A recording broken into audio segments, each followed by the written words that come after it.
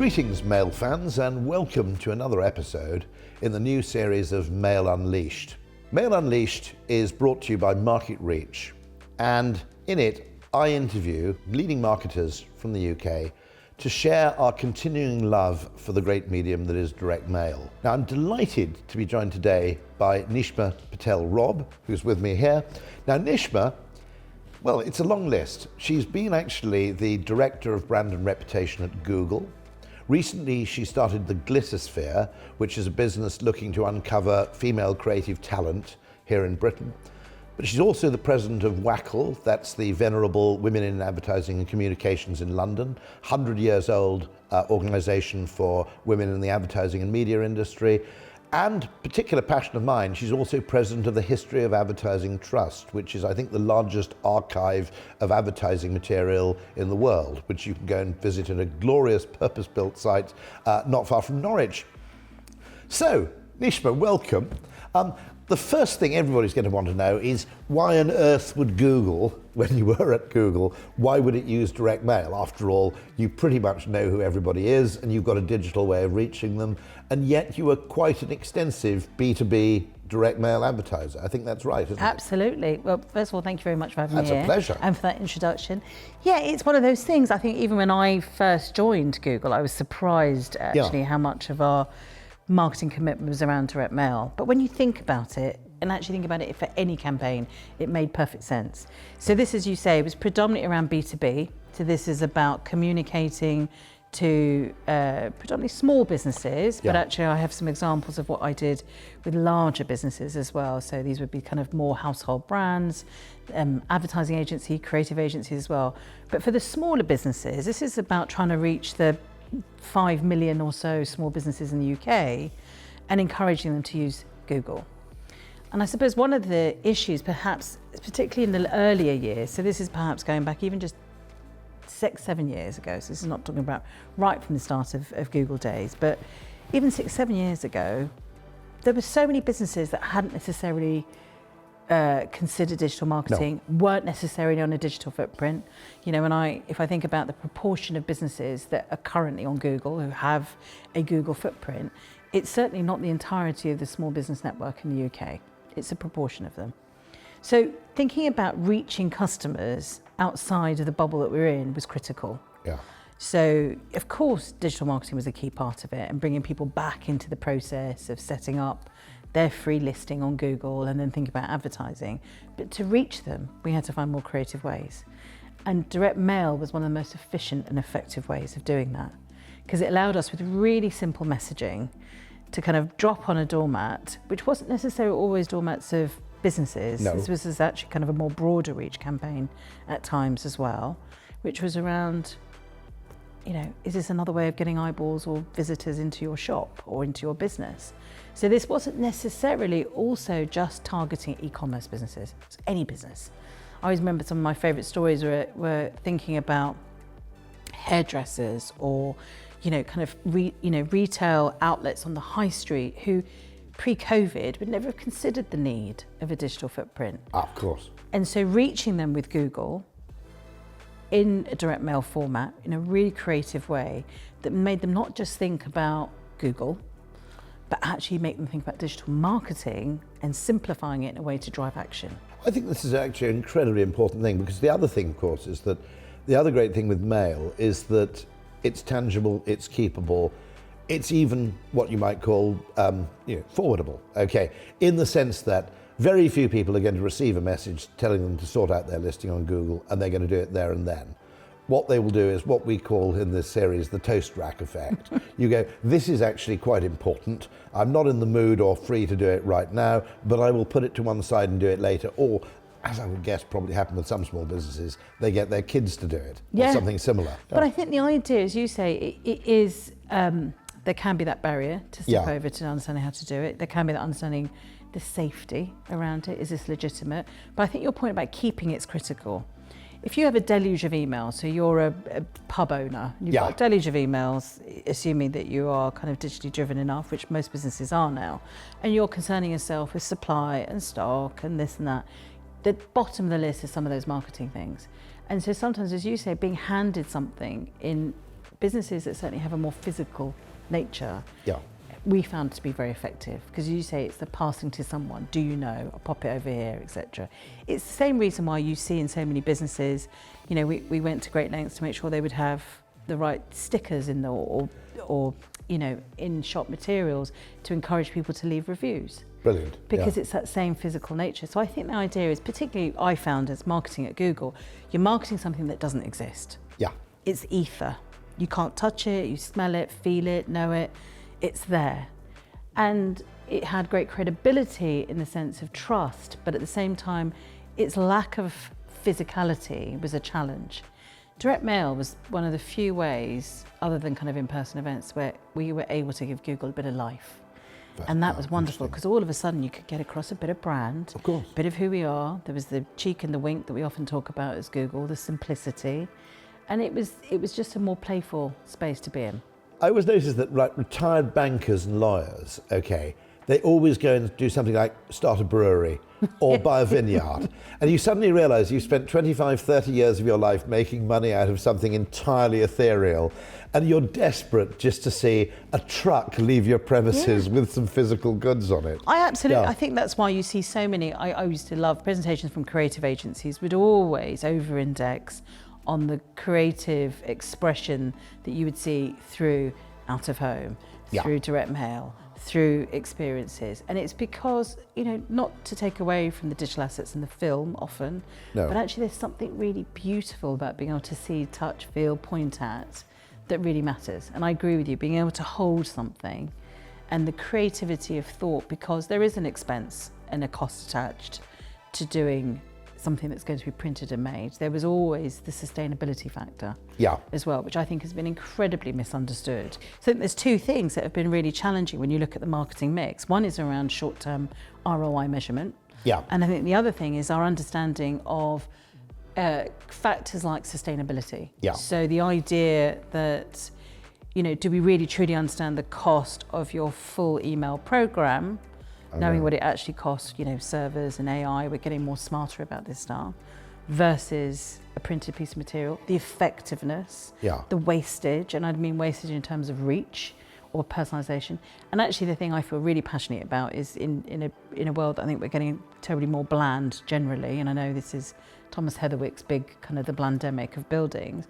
I think in advertising, we've got to push harder at creativity, and if mediums like direct mail force us to be more creative, brilliant. I'll put more of it on the campaigns. One of the other programs we ran, which I loved as well, was around teaching kids how to be safe online. So we have a program where for kids aged 7 to 11, we go to all of the state schools, and Google would teach the kids some basics. It's called Be Internet Legends. And it was an amazing program, and we would work with teachers, but we'd go into schools. One of the things, again, was how do you get the piece where you teach the kids who'd engage, it was fun, and there was like colourful robots, and it would teach them about, you know, keeping passwords safe, or how to behave and be kind, etc. Quite simple for that age group. I think probably has to be adjusted because everyone's kind of far more savvy now.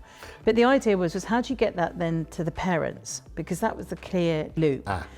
So one of the things we did was actually use direct mail to send home a flat pack robot, so that the children would have to almost go through a 5-step sequence online with the parent to show them what they'd learned. And it was that physical activity that was needed, because we'd experimented with, you know, send a certificate home, and most parents will know you get a load of stuff in the bag, and it often goes in the bin. Or it never makes it home. This idea of sending this physical robot home, which was, you know, yes, it was a kind of carded envelope. So it reassured the parents that the children had absorbed the message from the training. And then actually we had lots of messages from parents about things that they had learned. But I think it's that sense of responsibility, again, when I think about the reputation from a Google point of view, it was the job didn't stop there with just teaching the kids in school. It was how do you use marketing to then connect it beyond and make sure we were engaging parents around this as well, because they have as much of a responsibility about actually, and needed education and support and reassurance.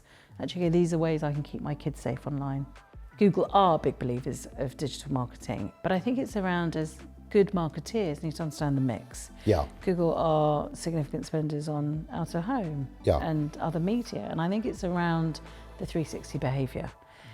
The physical product is important, And I think understanding ROI, sustainability, the role it plays in the overall mix, measuring things over time. And actually there are some things that simply can't be done by digital media. And that's where I think from a marketeer's point of view, there is a danger to cut out or overlook or undervalue different medium like this without really thinking about the psychology of us as people and what persuades, excites, invites us.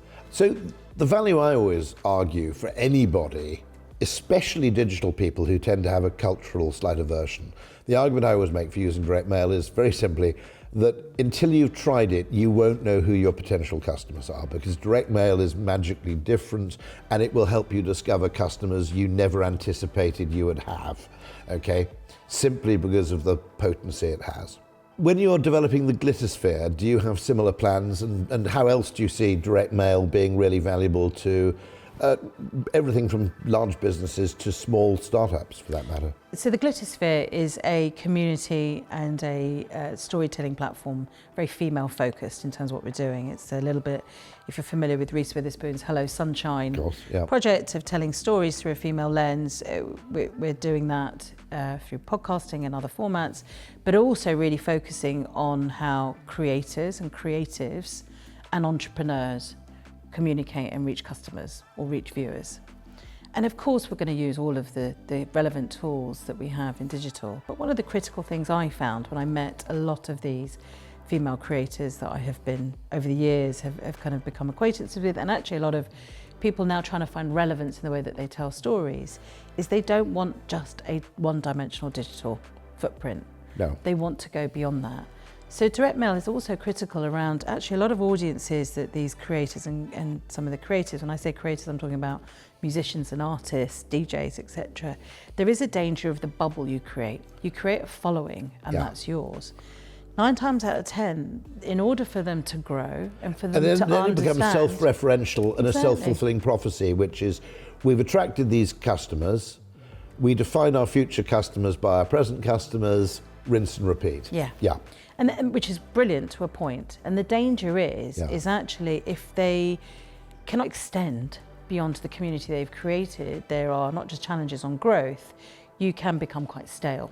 Yeah.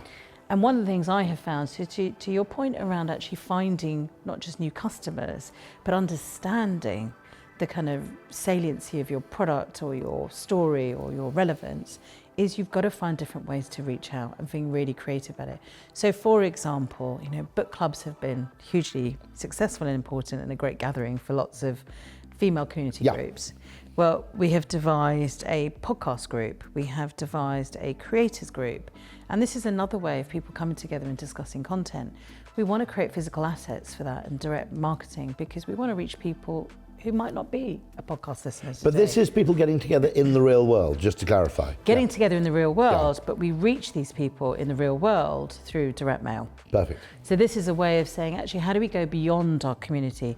Or how do we use our community to go beyond? So could we mail all of our community, as an example, and actually have them reach out to others? So how do we create a physicality of that that's not just here's an email, send it to 10 friends. Actually, where's that physical invitation? And when you said earlier, there are some things you can you can only do in physical media. An invitation with a feeling of exclusivity is probably one of those things, isn't and the it? curiosity of saying you can't immediately consume it. Sometimes you're on a trail. To receive an invitation that invites you to something, that means you can't just watch all the content and read all the website, make a decision. Actually, there's a sense of intrigue that's included in this. Or you're teasing them with bits of information or about the creator or the story or whatever it might be. It's just a really exciting way to get people to maybe kind of tap into other senses. So we want to help women to be fabulous creators, creatives and entrepreneurs, and to achieve economic empowerment. But we want to do it in a way that's not necessarily following the norm. I think that evolution of the way that direct mail's been used, from what I saw at the archive in Norfolk, was around actually how direct mail was really used as a key branding piece. So it wasn't necessarily transactional. It was designed in a way that would be kept and retained or loved and shared. And I think it kind of evolved, direct mail sort of evolved into something slightly more transactional, or there was always a call to action. Every marketeer knew you had to have a call to action on it. I think what's really interesting when I look at kind of the future of direct mail and its role on the media plan, I think we are moving back to a little bit like our conversation about vinyl or books, or this idea of the importance in a world that's so digital now and that's so automated, and there's a degree of and risk of conformity and the pandemic being bland, is actually direct mail offers an opportunity of creating something that's retained, collected even. Yes. This idea of actually, how does this make me not just drive action to buy, to reconsider with a brand, but actually really helps my reappraisal of a brand, really considers actually what's in my brand set, what do I retain and what do I share in a physical way like a gift. And if you can create something which the person wants to keep, it's a double win, because effectively they're valuing it and of course it stays around. Yeah. Absolutely. And you saw that interestingly, because one of the things I'd recommend to all young creatives is to go and visit the History of Advertising Trust, because first of all, advertising people are hugely neglectful of their past, I think. The greatest thing I think any marketeer can do now in a world where there is, so much more to kind of contend with AI and automation, which will be brilliant new tools. They are just new tools. But I think this idea that we would discount a medium or a means of communication that has been so effective for such a long time, it would be crazy, because great creative, like brilliant creative, when executed well on any of these platforms, is what stands out. And when on an unexpected platform, it counts double, I think. Double, definitely. Absolutely. In the words of the kids, you get like triple aura points. Absolutely, perfectly put. Well, Nishma, this has been absolutely fantastic. Thank you very, very much. So, well, that's all from me for this episode. There will be more. All that remains for me to say is that there are plenty of other episodes of Mail Unleashed if you simply go to marketreach.co.uk, where you'll find not only more episodes like this, but a whole host of material on how you too can use direct mail to business advantage in ways that you may not have dreamt of yet. Thank you for watching, and see you next time.